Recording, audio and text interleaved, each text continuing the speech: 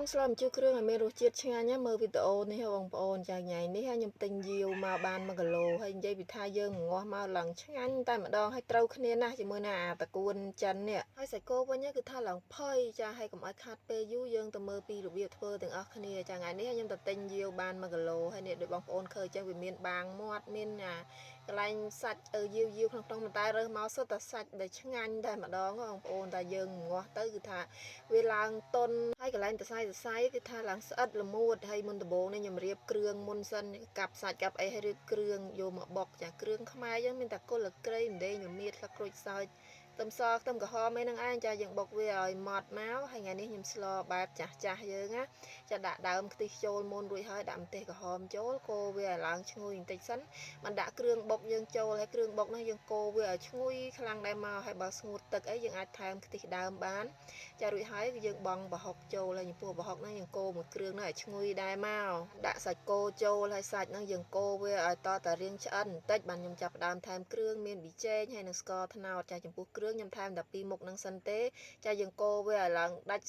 ទឹកព្រៃហ្នឹងសិនមកបងប្អូនចាស្ងួតទឹកព្រៃបានល្អហើយខ្ញុំចាក់ទឹកមួយចានចូលដើម្បីរងាស់សាច់នឹងសិនហើយរយៈពេលរងាស់របស់ខ្ញុំគឺប្រហែល1ម៉ោងដែរបងប្អូនតែយើងអត់បខំភ្លើងទេយើងបើកភ្លើងល្មមមករងាស់វាចោលឲ្យវារីងអាទឹកមួយចាននឹងសិនមកយើងរៀបតកួនរៀបអីសិននិយាយពីថាតកួននេះឡើង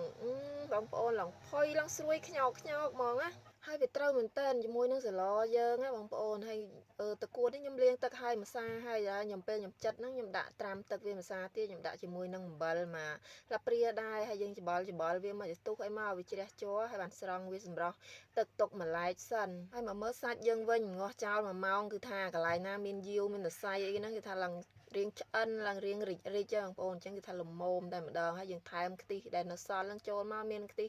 ដើមខ្ទិះចុងអីបើថាស្ទើរទៅយើងថែមទឹកចាដូចខ្ញុំមិញថែមទឹកហើយខ្ញុំបង់គ្រឿងចូលមានរ៉តឌីហើយនឹងអំបិលក្រួសចាហើយជាមួយនឹង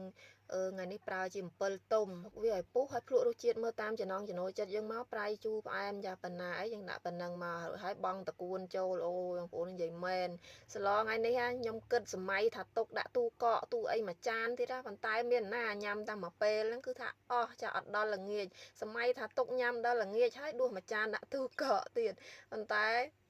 ការគិតវាខុសពីការពិតណាញ៉ាំខ្ទេចគ្មានសល់ដល់ល្ងាចហេតុផលហ្នឹងគឺថាថ្ងៃនេះខ្ញុំធ្វើម្ហូបរាប់បាតផងបងប្អូនចាដួសដាក់ស្រាក់មួយស្រាក់ហើយឲ្យប្អូននោះមកកូនចានតូចដែរទៅឲ្យសល់ខានប៉ុន្មានយើងញ៉ាំចឹងហើយបានជាវាអត់ដល់ល្ងាចចាហើយវីដេអូធ្វើម្ហូបរបស់ខ្ញុំថ្ងៃនេះគឺថារួចរាល់ហើយចាបងប្អូនបើចូលចិត្តជួយ follow page like share អ្នកមួយផងដើម្បីទទួលបានវីដេអូថ្មីៗជារៀងរាល់ថ្ងៃចាអរគុណ